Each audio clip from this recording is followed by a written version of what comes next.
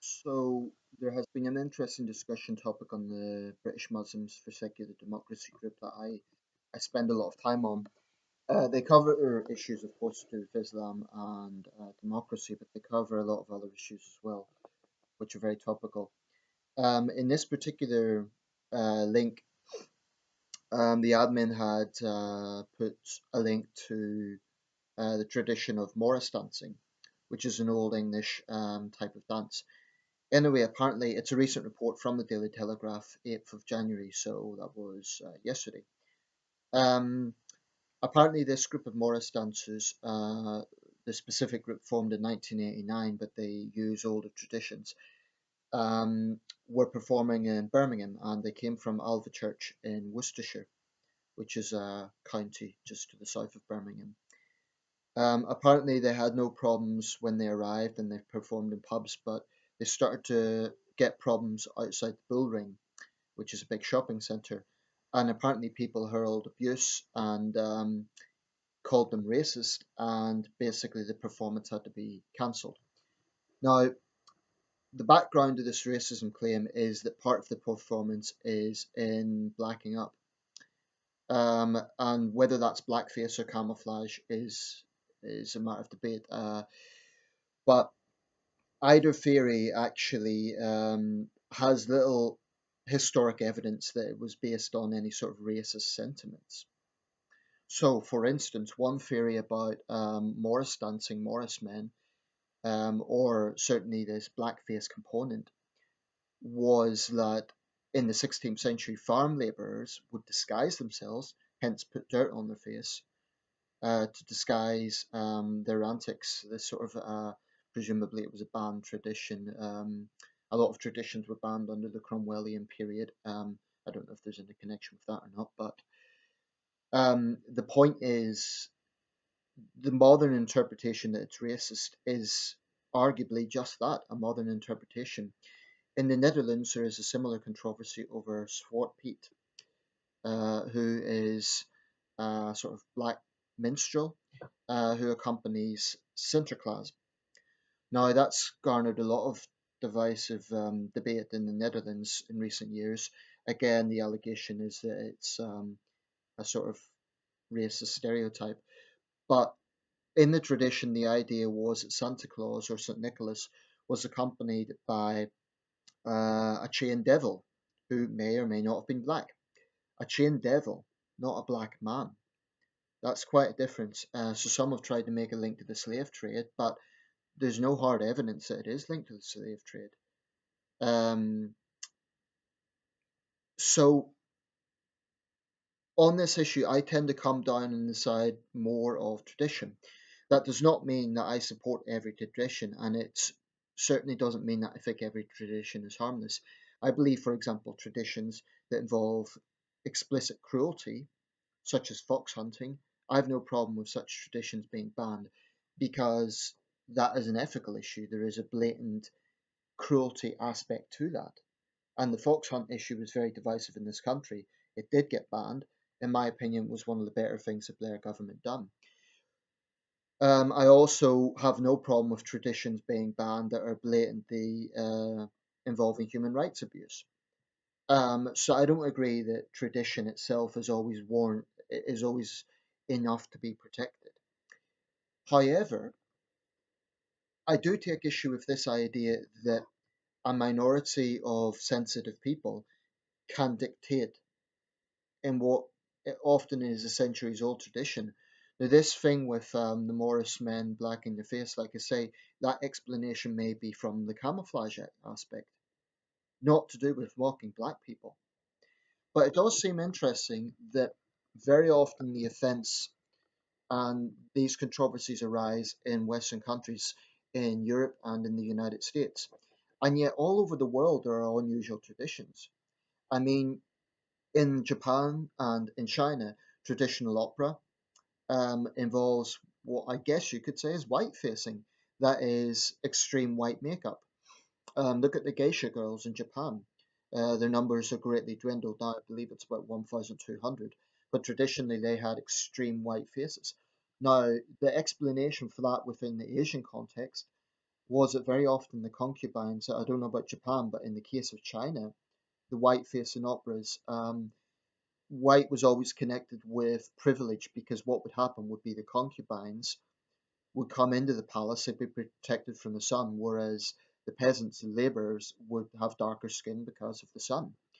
Um, but what if some white people decide to think, oh well, they're mocking white people with that white face? But that doesn't seem to happen. Um, it seems to me that there is a minority of oversensitive people that are determined to find ways to be offended. And in the case of Birmingham, the report doesn't suggest who specifically was kicking up a fuss and actually violently harassing this group of Morris dancers, which I think is very sad.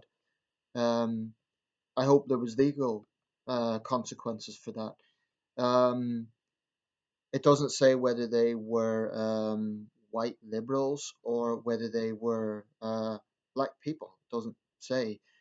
Um, either way, I take issue with it. If it's the so-called regressive left, well, they always, they are masters at political correctness. But if it was black Brummies, well, again, they're misunderstanding what the tradition actually is. But they're also, firstly, there's no excuse for threatening violence. Apparently, this trope of dancers try to explain it to them. I take this view. If this tradition really does have racist undertones, I think by now we would have seen panorama documentaries exposing the hardcore white supremacists.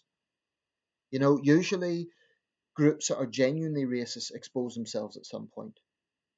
I just think it's very unfortunate that we're in a situation where if some people perceive something to be offensive, that somehow seems to be enough to have it banned.